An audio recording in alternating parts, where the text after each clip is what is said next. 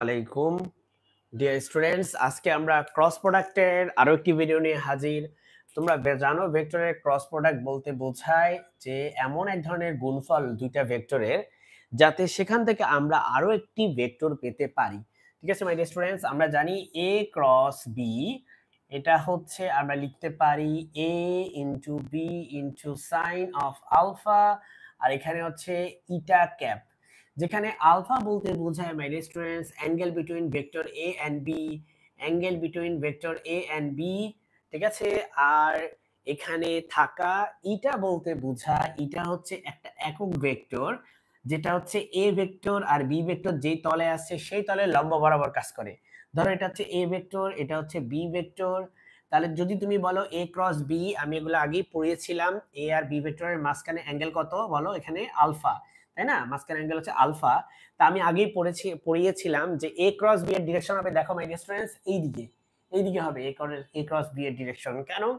কারণ তুমি প্রথম যে ভেক্টরটা সেই ভেক্টর বরাবর তোমার ডান হাতটা রাখবে এভাবে, তারপরে দ্বিতীয় ভেক্টরের দিকে তুমি হাতটা এভাবে করে ঘোরাবে। ঠিক আছে, কিন্তু তুমি কোন অ্যাঙ্গেলে ঘোরাবে? ছোট অ্যাঙ্গেলে ঘোরাবে, এই বড় অ্যাঙ্গেলটাতে ঘোরাবে না, মাথায় রাখবা। স্মলার অ্যাঙ্গেলে ঘোরাবা।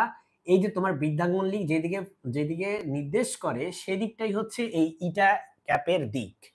ঠিক আছে, তো ইটা ক্যাপ কোন দিকে নির্দেশ করে বলো? বাহিরের দিকে। তার মানে একটা ডট দিয়ে বোঝাও, ডট দিয়ে আমরা বোঝাই যে এই বোর্ডের বাহিরের দিকে। তাহলে ইটা ক্যাপের ডিরেকশন কোন দিকে? এই বোর্ডের পারপেন্ডিকুলারলি আউটওয়ার্ড, বা বোর্ডের থেকে হচ্ছে লম্বভাবে বাহিরের দিকে। তাহলে ইটা ক্যাপ হচ্ছে একটি একক ভেক্টর, মূলত এটি একটি একক ভেক্টর এবং যার ডিরেকশন আমি এতক্ষণ বুঝালাম। যে স্টুডেন্টস, এখন আমরা এখান থেকে পড়বো I cap, J cap, K cap, এই ভেক্টর গুলার কিভাবে আমরা ক্রস প্রোডাক্ট নিয়ে থাকি। চলো ওটা একটু আমরা এক্সপ্লেন করি।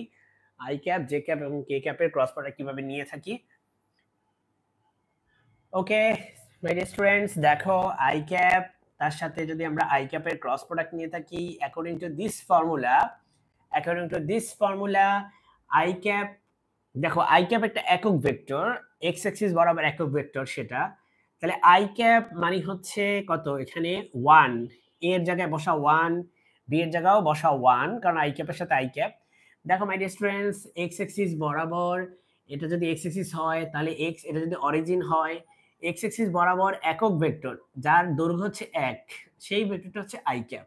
ঠিক আছে, তাহলে নিজের সাথে নিজের কোণ কত বলো? আমরা জানি যে একটা ভেক্টরের নিজের সাথে নিজের কোণ হচ্ছে হয় 0, তাহলে এটা হয়ে যাবে sin 0। তাহলে ডিয়ার স্টুডেন্ট দেখো sin 0 মানে 0, আর ইটা ক্যাপ তুমি লেখো, সমস্যা নাই। ইটা ক্যাপ একটা একক ভেক্টর, sin 0 মানে আমরা জানি কি 0, তাই না? তাহলে sin 0 তো 0, তাই পুরোটা 0 হয়ে যাবে। সেজন্য I cap cross I cap হয়ে যাবে 0। আবার সিমিলার লজিকে তুমি যদি লেখো J cap cross J cap কি হবে? এটা হবে 0। একই লজিকে তুমি এটাকে 0 বলবা, এবং একই লজিকে তুমি কে ক্যাপ ক্রস কে ক্যাপ কে 0 দাবি করবে। ঠিক আছে, আমি আশা করি বুঝাতে পারলাম যে কিভাবে I cap cross I cap, J cap cross J cap এবং কে ক্যাপ ক্রস কে ক্যাপ হয়ে যায় কত? 0। এখন চলো আমরা এখান থেকে বোঝার চেষ্টা করি I cap cross J cap মানে কত, I cap cross J cap মানে কত, তারপরে জে ক্যাপ ক্রস কে ক্যাপ মানে কত, এরপরে আমরা বোঝার চেষ্টা করব কে ক্যাপ ক্রস আই ক্যাপ মানে কত। ওকে, চলো আমরা এখানে এটা বোঝার চেষ্টা করি। এখন দেখো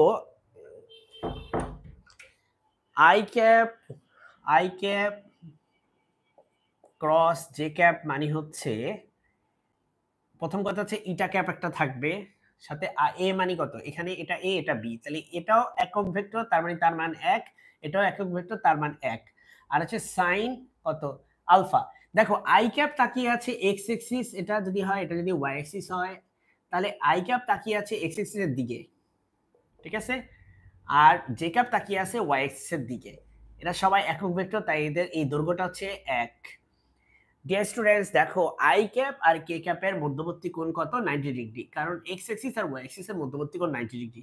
তাহলে তুমি লেখো এখানে sin 90 মানে 1, তাহলে 1 ইনটু 1 ইনটু 1 মানে 1 এর সাথে ইটা ক্যাপ গুণ করো, তাহলে ইটা ক্যাপই থাকে। 1 এর সাথে কোনো কিছু গুণ করলে ওই জিনিসটাই থাকে, ওটা চেঞ্জ হয় না, তাহলে ইটা ক্যাপ থাকে। বলো তো মাই ডিয়ার স্টুডেন্টস, কিভাবে ইটা ক্যাপের ডিরেকশন বের করি আমরা একটু আগে আলোচনা করছিলাম যে ইটা ক্যাপের ডিরেকশন কিভাবে বের করতে হয়। খুব